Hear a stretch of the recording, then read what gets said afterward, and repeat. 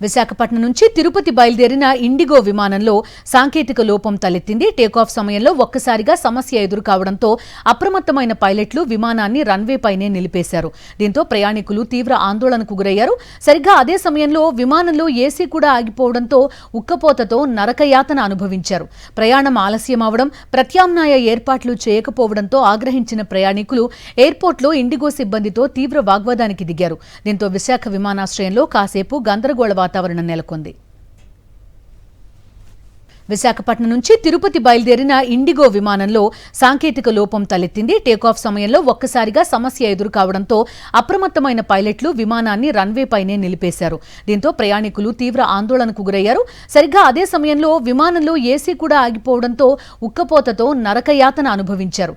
ప్రయాణం ఆలస్యం అవడం, ప్రత్యామ్నాయ ఏర్పాట్లు చేయకపోవడంతో ఆగ్రహించిన ప్రయాణికులు ఎయిర్పోర్ట్లో ఇండిగో సిబ్బందితో తీవ్ర వాగ్వాదానికి దిగారు. దీంతో విశాఖ విమానాశ్రయంలో కాసేపు గందరగోళ వాతావరణం నెలకొంది.